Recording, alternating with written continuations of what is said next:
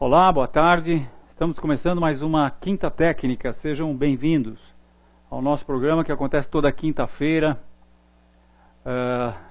pouquinho depois do fechamento dos pregões, assim que os analistas da XP terminam de fazer a análise do mercado, do fechamento do mercado. Eu, em primeiro lugar, queria dizer a vocês que nosso programa, o vídeo do nosso programa pode ser visto por vocês, os vídeos antigos, e entre cada quinta-feira o último programa pode ser visto no nosso site, que é www.comstop, C-O-M de Maria, Comstop. Porque, no nosso entender, quando se opera no mercado, você pode operar de duas maneiras: comprar e segurar, ou defendendo as posições. Comprar e segurar é sem stop, e defendendo as posições é com stop. O nome da nossa empresa é Comstop, nossa empresa de consultoria, onde nós fazemos a administração de um fundo de investimentos e também temos um produto que são as recomendações de compra e venda, das quais a gente fala um pouquinho aqui. Eu sou Fausto Arruda Botelho, sou diretor da Enfoque Informações Financeiras. Nós aqui na Quinta Técnica usamos o terminal Enfoque, que é esse terminal que a gente fica mostrando aqui, que está escondido, mas já está entrando aqui. E a cada quinta-feira a gente conversa um pouquinho sobre alguns aspectos do terminal Enfoque e também sobre o nosso método de operar nos mercados, que a gente chama de método Comstop. Método Comstop, logicamente, porque a gente usa stops, mas o método é, na verdade, um processo de controle de risco. É um processo rigoroso, a gente podia dizer, processo de controle de risco, e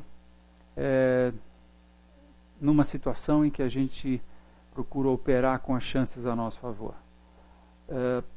Nessa situação, dificilmente você vai ser surpreendido com uma perda muito volumosa no mercado. Mas como é que a gente faz para operar com as chances a nosso favor? Nós aqui operamos com as chances, procuramos operar com as chances a nosso favor, primeiro porque existe um detalhe muito sutil nos mercados, que é o seguinte: não existe policiamento no mercado para o que você faz. Na verdade, você pode fazer o que você bem entender. Isso até é um grande problema, porque as pessoas, em função dessa liberdade, elas não sabem lidar muito bem com essa liberdade. Mas o que nós fazemos é que lidamos de uma maneira construtiva com essa liberdade. Ora, se nós podemos operar da maneira que nós queremos, por que não operar de tal forma que as chances estejam a nosso favor? Se você está jogando 7,5 ou blackjack no cassino, você prefere ser um jogador ou prefere ser a banca? Bem, o dono do cassino, logicamente, prefere ser a banca. Sabem por quê? Porque a banca tem de 4 a 5% de chances a mais do que o jogador de ganhar dinheiro. É exatamente por isso que as pessoas lá em Las Vegas, por exemplo, constroem palacetes lá de centenas de milhões de dólares, por conta desse 4, 5%, 4,5% que eles têm a mais de chance. E se eles têm as chances a favor deles, o que interessa para o dono do cassino é que crie-se o maior número possível de eventos estatísticos. Eventos estatísticos, no nosso caso, são trades. No caso do cassino, são rodadas de blackjack. Então, para o dono do cassino, se ele tem essa porcentagem a mais de chance, então, se jogarem 100 milhões de dólares no cassino dele durante um ano, por exemplo, no final do ano, teoricamente, ele vai ter 4 milhões e meio de dólares no bolso, por conta da estatística, porque como existe uma quantidade muito grande de eventos estatísticos acontecendo durante um ano no cassino, as chances que essa estatística funcione perfeitamente são muito grandes. Então, se nós operamos com as chances ao nosso favor, tudo que a gente precisa fazer é criar eventos estatísticos, ou seja, ajudar a estatística a funcionar a nosso favor. E nós fazemos isso fazendo trades. Agora, podemos fazer tantas operações quantas nós queiramos, quantas surjam no mercado? Não. Por quê?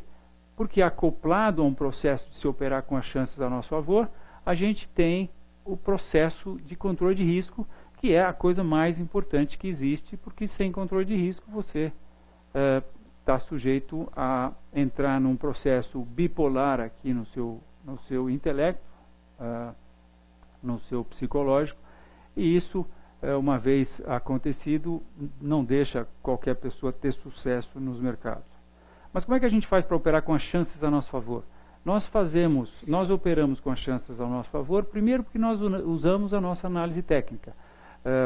Nós temos aí mais de 30 anos de experiência em análise técnica, tipo sentados na cadeira o dia inteiro olhando gráficos, e entendemos que nós temos uma boa análise técnica e em função disso a gente consegue quebrar a relação de 50% de possibilidade de acerto, se vai subir ou se vai cair.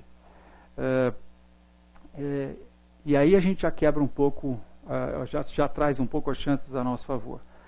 O segundo aspecto que traz as chances a nosso favor é o fato de nós só fazermos posições cujo potencial de lucro é 3 vezes pelo menos maior do que o potencial de prejuízo. Começamos o método Enfoque falando em 4 vezes, 4-1, agora hoje trouxemos para 3-1, por várias razões que não cabem aqui agora no momento, mas isso é uma discussão estatística que vai longe. Então, mas nós, assumindo posições 3-1, nós estamos com as chances definitivamente a nosso favor, porque quando a gente perde 1 se a gente ganha atingindo o objetivo. Quer dizer, quando a gente perde, significa quando o nosso stop é acionado sem que a gente tenha mexido nele. Mexer no stop é o próximo item que traz as chances ao nosso favor. Então, se a gente é acionado sem ter mexido no stop, a gente perde 1, e se o nosso objetivo é atingido, a gente vai ganhar 3. Isso traz muitas chances a nosso favor. E finalmente a gente traz as chances a nosso favor porque nós temos um processo de melhorar os nossos stops, de maneira que nós vamos estar constantemente diminuindo o nosso risco ou aumentando o nosso lucro. Por exemplo, se a gente compra nesse nível e coloca o stop aqui, se eventualmente o mercado se move a nosso favor, depois de ter passado pelo nível que nós compramos, se ele vai a nosso favor, nós eventualmente vamos ter condições de tirar o stop daqui e colocar o stop mais acima.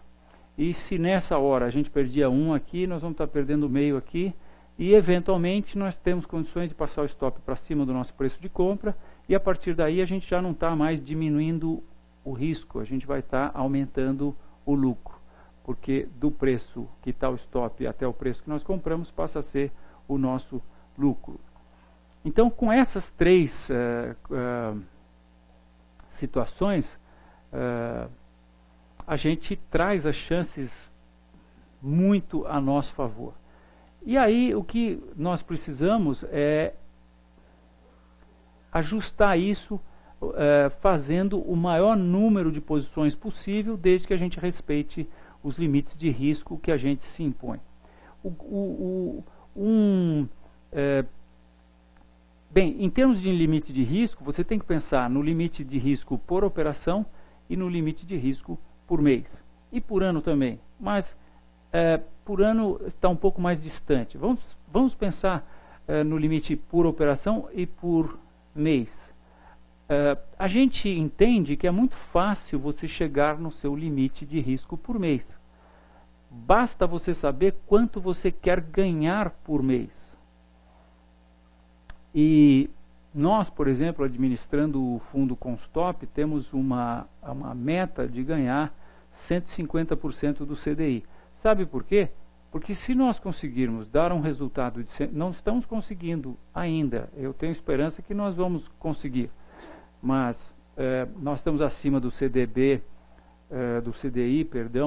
nos últimos 12 meses, mas ainda estamos abaixo, um pouquinho abaixo do CDI nos últimos 24 meses. O fundo tem 24 meses, tem 2 anos, um pouquinho mais do que 2 anos, mas enfim, Se nós conseguirmos essa nossa meta de 150% do CDI, nós vamos estar muito bem posicionados entre os 7.000 fundos multimercado que existem no mercado, e certamente a indústria vai estar desviando uma cachoeirinha de dinheiro para o nosso fundo, e é isso que todo gestor ou todo mundo que gere ou ajuda a gerir, como é o nosso caso, que somos os consultores do fundo, tudo isso, isso é o que todo mundo busca, ter mais capital, porque logicamente aí você ganha mais taxa de administração, taxa de performance e tudo mais, né?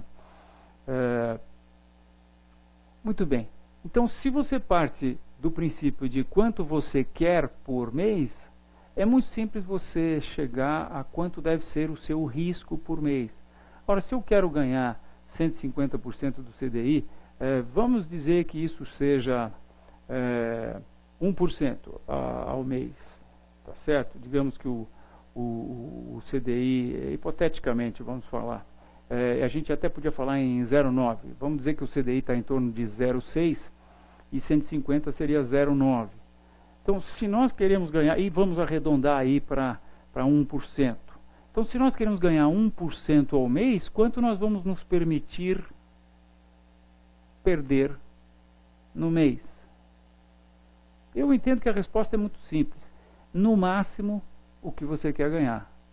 Você não pode, em sã consciência, querer ganhar 1% e se permitir perder mais do que aquilo que você quer ganhar.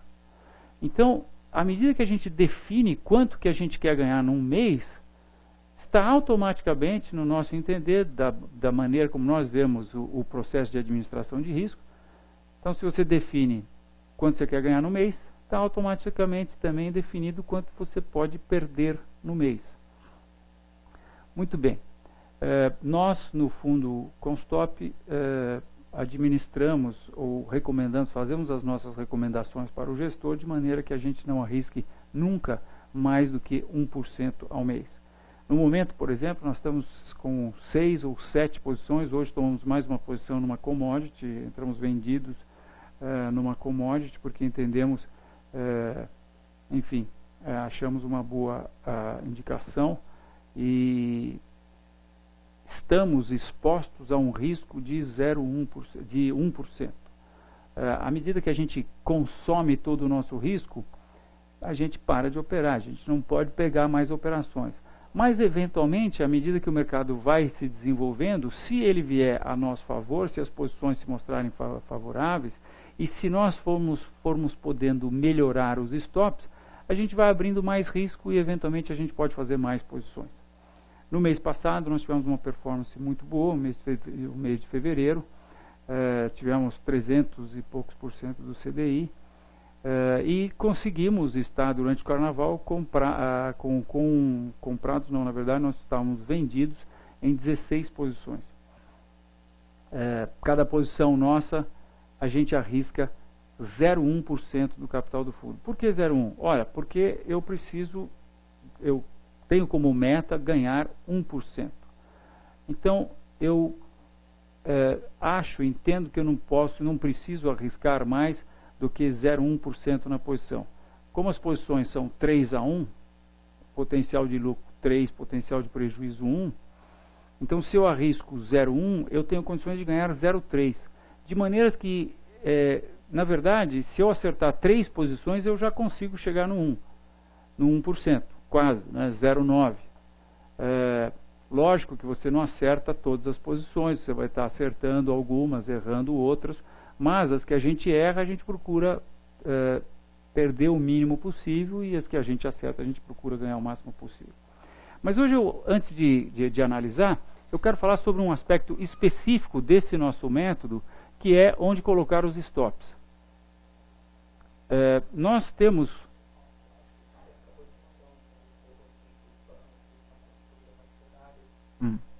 Só um minutinho, por favor, que nós estamos com uma recomendação aqui da corretora XP.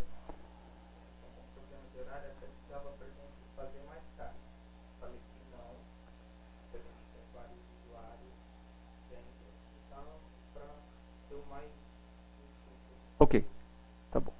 Então, a XP está precisando usar o canal hoje, excepcionalmente, nesse horário, e então nós fomos solicitados a fazer o nosso processo o mais breve possível, que é exatamente o que eu vou fazer.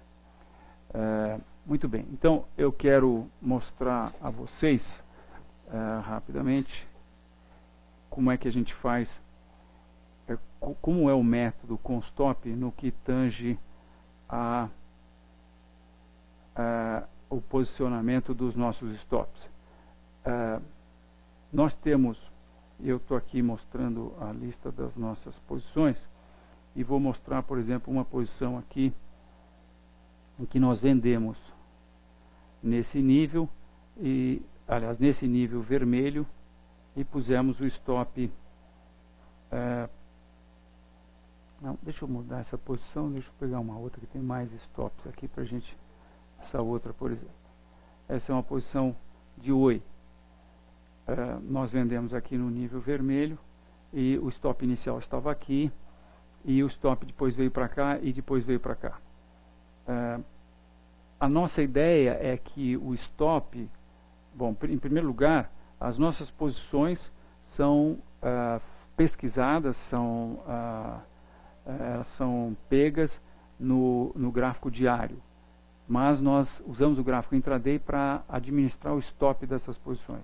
Usamos o intraday de 15 minutos. Então o que eu estou mostrando para vocês é um intraday de 15 minutos de uma posição que foi garimpada no gráfico diário. Então esse stop foi colocado em função do gráfico diário. Esse stop estava aqui em cima dessa acumulação, que nos motivou a vender no gráfico diário. Mas, então, a técnica que nós usamos é a seguinte: nós colocamos o stop no segundo evento técnico, considerando o gráfico intraday de 15 minutos. De tal maneira que, quando os preços romperam esse nível, nós já tínhamos como primeiro evento técnico esse aqui, e o segundo evento técnico esse outro aqui. Então o nosso stop veio para cá. Vejam, se o stop inicial era aqui, se nós arriscávamos 0,5 com stop aqui, aqui o nosso risco cai para, perdão, nós arriscamos 0,1% do capital do fundo aqui, aqui o nosso stop sendo abaixado, o risco de 0,1 cai para 0,06, qualquer coisa assim.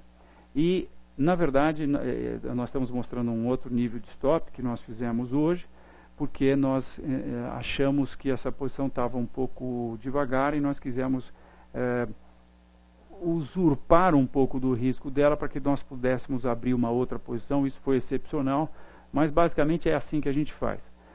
À medida que o mercado vai caindo, a gente vai tendo condições de baixar os stops. E nós antigamente falávamos topo e fundo, segundo topo ou segunda resistência. E hoje falamos evento técnico porque eu vou dar um exemplo aqui para vocês. Eventualmente, essa posição poderia fazer algo como isso aqui. E aí a gente passa a ter condições de traçar uma reta de resistência. E aí, essa reta, tendo uma boa consistência, tendo vários pontos, a gente passa a considerar como o primeiro evento técnico.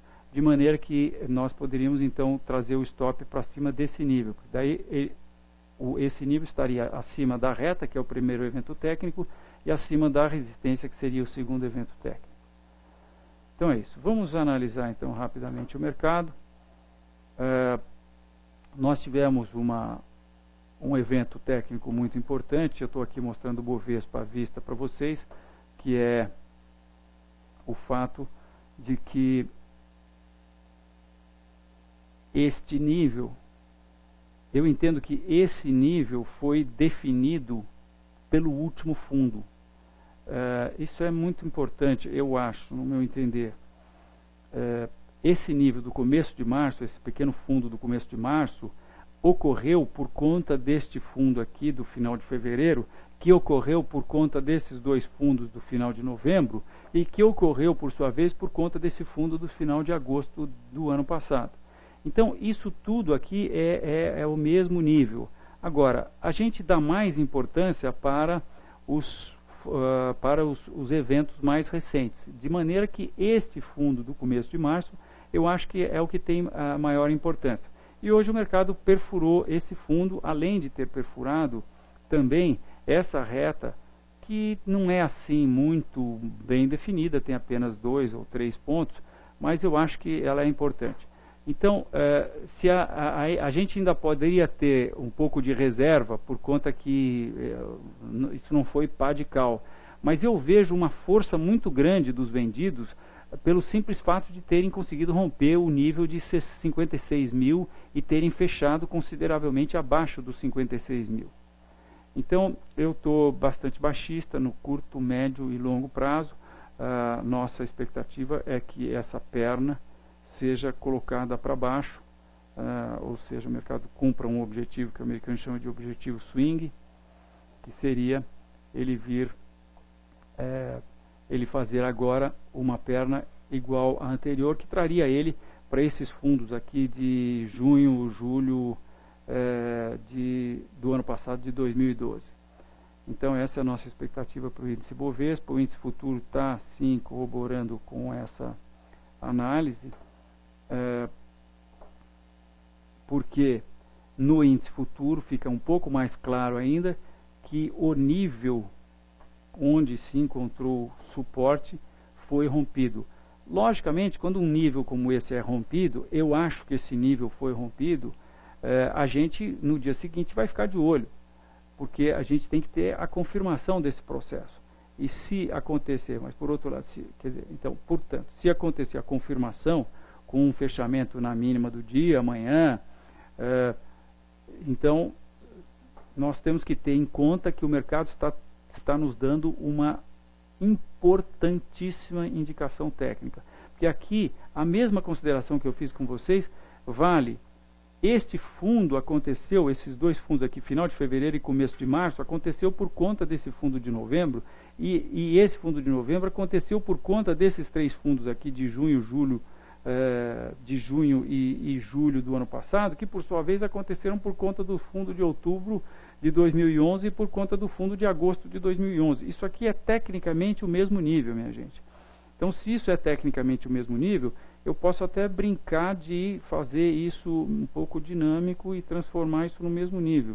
E se a gente traçar essa reta aqui, a gente vai ver que esse nível foi rompido. Então, embora a gente não tenha tido a pá de cal, que seria o mercado fechar aí nas mínimas do dia e logicamente depois fechar abaixo de 54 mil, porque um fechamento abaixo de 54 mil, aí sim põe uma pá de cal nesse processo. 54 mil está aqui, mas logicamente ao analista técnico cabe saber de antemão o que vai acontecer. Eu acho que quanto mais cedo você tiver uma certeza maior sobre o que está acontecendo, melhor, porque você está, no caso, você vai estar fazendo uma posição de venda num nível mais próximo dos stops e, consequentemente, vai poder fazer uma posição maior, mantendo o mesmo risco, né? Então, eu estou bastante,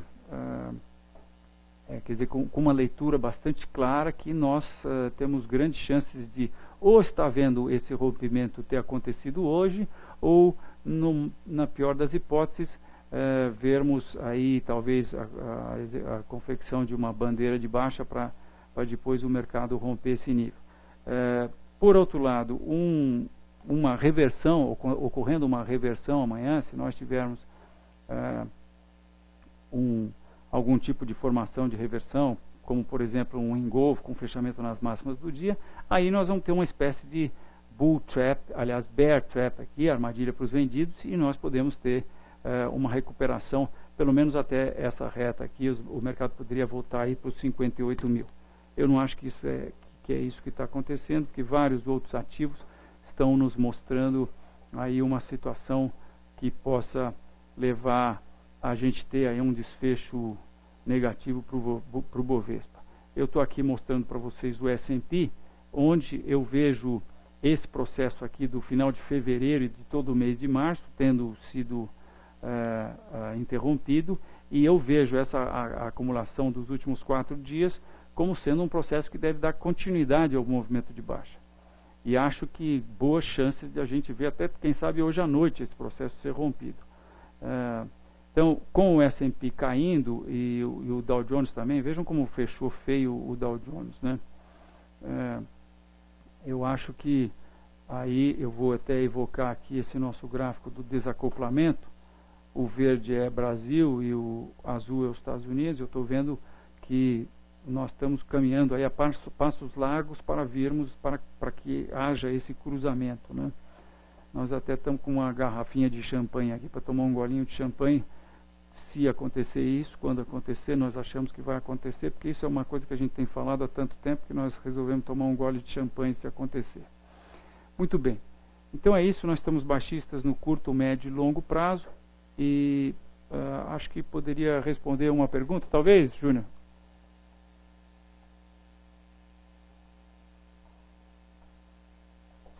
O Júnior está aparentemente resolvendo o problema aí que nós tivemos.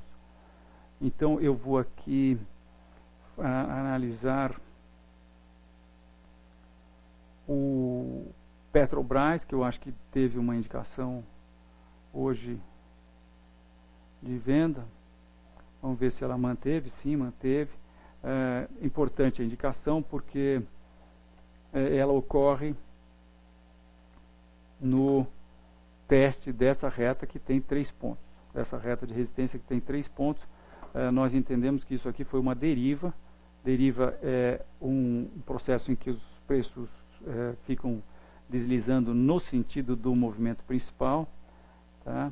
Então, e nós estamos vendo os preços terem escapado desse processo. O nosso objetivo para a Petrobras é R$15. E finalmente Vale, em que a gente entende que os preços romperam esse nível, que é muito importante. Vejam, esse nível é um divisor de águas, nós entendemos que ele é um divisor de águas, porque a gente tem topo dele em 2007, fundo em 2008, fundo em 2008, topo em 2007, fundo em 2008, topo em 2008, fundos aqui vários em 2009, 2010 e mais outros fundos em 2011, 2012 e o mercado veio abaixo desse nível novamente. Então nós achamos que isso foi bastante negativo e essa pequena alta de ontem e hoje nós entendemos que vai se transformar numa bandeira de alta e isso deve dar continuidade abaixo. Nosso objetivo para a Vale é R$27. Júnior, você tem alguma pergunta que a gente possa responder antes de terminar? Ok. Então, está analisado Petro e Vale. A gente, então, dessa vez teve um processo um pouco mais curto. E eu vejo vocês na próxima semana. Muito obrigado, boa noite, bom fim de semana.